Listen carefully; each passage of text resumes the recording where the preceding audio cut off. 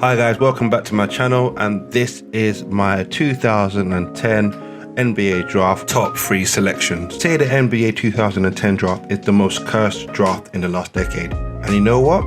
With all the talent they had, you probably would have thought they would have had a few more NBA champions and maybe even a finals MVP. One thing we didn't know was that one half of the greatest backcourt in history was already in the league, and the other half to break the league was honing his craft in Washington State University. Let's have a look at the top 10 picks. Number 10, we have Paul George, aka PG-13, aka Way Off P, aka PG-13%, currently at the LA Clippers. At number 9, we've got Gordon Hayward, currently at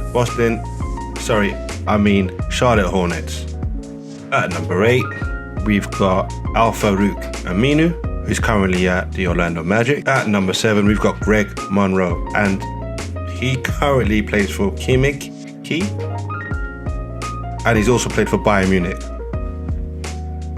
Munich. At number 6, we've got Ekpe Udoh, who has multiple awards for being the worst player on NBA 2K. At number 5, we've got Demarcus Boogie Cousins, who's currently just signed a deal at the Houston Rockets. Number 4, Wesley Johnson, who is playing for Panathinaikos in Greece. Remember him? Legend has it, Harden spun him out the league. Number 3 is Derek Favors, currently at the Utah Jazz. Not bad. Number 2, Evan Turner, currently at the Minnesota Timberwolves. And number 1, John Wall, currently playing for the Washington Wizards. Notable mentions should include Lance Stephenson, who had an infamous one with the Indiana Pacers, which had a team with Paul George and also Danny Granger, and also was very famous for blowing wind into LeBron James's ear. He came in at number 40. Last 2 would be Eric Bledsoe, who was actually the all-defensive team this year, and Avery Bradley, who managed to win the chip with the Lakers. So the team with the biggest disappointment must be the Washington Wizards, because John Wall has the talent, but just can't seem to get on the court. Before Wall got injured, he was averaging 23.1 points per game, 10.7 assists, and 2 steals per game. Him and Bradley Beal at the time was considered the top 3 backcourt in the whole of the NBA. John Wall was able to go into the All-NBA team, which also made him be able to be eligible for the Supermax extension of $170 million. At the time, of course, he did deserve that. The only thing is, as soon as he signed the contract, he's been injury plagued, so we haven't been able to see him for the last 2 years. There is still time for him to come back in the NBA. He's still very young, even though there's some trade rumors of him going to the Rockets or somewhere else other than the Wizards to start a new journey. One would think that with his current skill set that he had previously, he'll be able to come back and be an all-star. At number 3, I'm going to go with Gordon Hayward, who currently averages 15.3 points per game, 4.4 rebounds per game, and 3.5 assists per game, and is also a current one-time all-star. When Gordon Hayward was with the Utah Jazz, there was no denying he was an integral part of them going to the playoffs, which ultimately led him to get a max contract offer. Now, obviously, while he's gone to the Celtics, it hasn't really gone to plan, and he's now moved on to the Charlotte Hornets. But you can see that with the Celtics, they've moved on to go with Tatum and also with Brown. Hopefully, he can get a new lease of life playing with LaMelo Ball and Terry Rozier. He's been available much more than other profiles, such as John Wall, which is why I have him as top 3. At number 2, I have Demarcus Cousins, who's currently averaging 21.2 points per game, 10.9 rebounds per game, and 3.2 assists per game. He's also a 4-time All-Star. Now, when Boogie Cousins was in his prime and fit and healthy, he was considered as the best center in the game.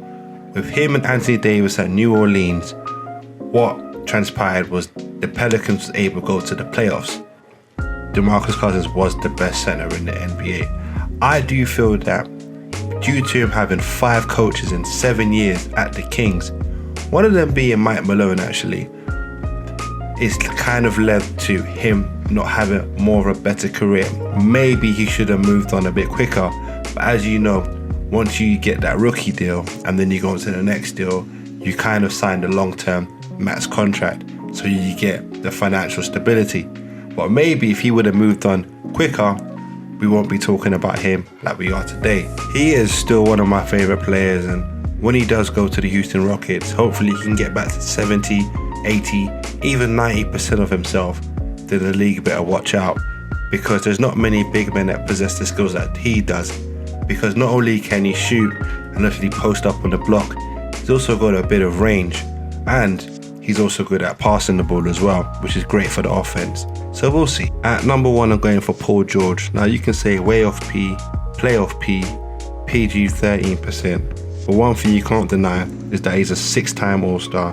He's been in the All-NBA first team, All-NBA defensive team, been the most improved player, and also has become 3rd at one point in the MVP voting. Also, he's averaged 20.7 points per game, 4.2 rebounds per game, and also 4.1 assists per game. Damn, I really missed this Paul George.